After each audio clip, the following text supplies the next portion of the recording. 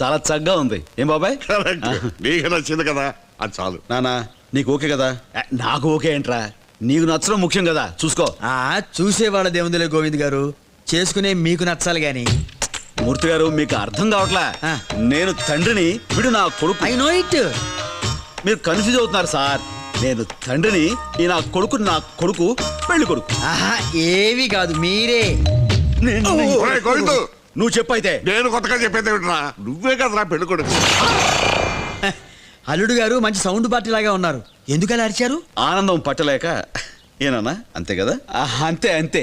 ఆనందం పట్టలేక నాకే జర్కిస్తారా? మీ లెక్కలు మీకుంటే నా లెక్కలు నాకు ఉంటాయి. ఉత్తినే కామెడీగా ఉంటదని అలా జర్కిచ్చా. నేను ఒకసారి అమ్మాయితో మాట్లాడాలి. అక్కర్లేదురా, అమ్మాయి నీకు నచ్చింది కదా, మిగతా విషయాలన్నీ మేము మాట్లాడతాం. కుదరదు, నేను మాట్లాడాల్సిందే. గోవిందు గారు మాకు అలాంటి పట్టింపులేవి లేవండి.